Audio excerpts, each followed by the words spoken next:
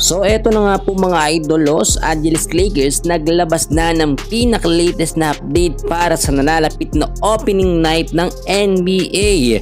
Ilang mga big man at player ng Lakers todo ensayo na.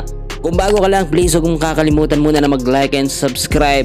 Maraming salamat po. Sa nalalapit po na pre-season game ng Lakers o ng NBA ay unang mga kalaban po ng Lakers ang kupunan ng Phoenix Suns sa October 3. At makakalaban naman ng kupunan ng Lakers ang Dallas Mavericks pagdating naman ng October 15. So kung makikita ho ninyo, may panibagong sistema ang Lakers, which is mas magpo-focus sila ngayon sa mga big man, at yung sinasabi natin na small ball lineup nitong si JJ Redick ay itsapwera na, no? Binigyan na siya ng pagkakataon ng management ng Lakers na hindi na gagamitin ng small ball lineup.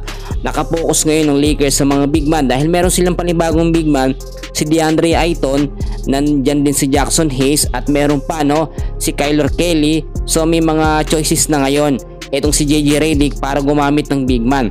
Wala na siyang maidadahilan na walang mga legit na sentro big man dahil meron po tayong DeAndre Ayton na talaga namang maaasahan. Bukod pa dyan, inaasahan din na sa starting five ay medyo magiging mabigat.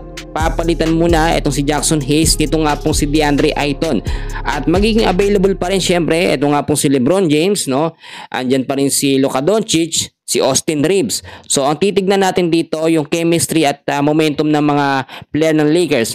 Sa ngayon ho ay wala silang sinasayang na pagkakataon dahil ilang araw simula ngayon ay malapit na rin ang regular season. Pero bago yun, pre-season game muna, unang mga kalaban ng Phoenix Suns, merong ding rebuild ang Suns at mas malakas ngayon ang kanilang mga player. Kung titignan naman natin sa Lakers, hindi naman sila lugi kung sino man yung mga nadagdag sa Lakers at yung mga nabawas. Kung titignan nyo, ay kayang-kaya naman na magkampiyon ng Lakers ngayon kung magiging consistent lamang, no, yung sistema nito si JJ Redick. Pag sinabi natin magiging consistent, hindi yung nagla-line up siya ng mga big man tapos ibabalik po sa small ball lineup. Alam nyo, isang reason kaya hindi nakapasok sa finals o nalaglag sa playoffs ang Lakers dahil sa napakapangit at maling sistema nitong si JJ Redick. Alam nyo, nakiusap pa nga si JJ Redick na bigyan po siya ng second chance, no, ng management ng Lakers para papatunayan muli ang kanyang panibagong sistema. Matagal na itong nilatag po ni JJ Redick at ngayon nabigyan siya muli ng pagkakataon. Kaya nga sa mga pick ng Lakers ngayon, sa rebuild nila o panibagong player ng Lakers sistema, more on nakapokus sa mga big man. Twin Tower, aasahan natin na magagamit po, no, sa opening night ng NBA. Kahit sa preseason game sa unang laban nila sa Phoenix Suns, magagamit yan.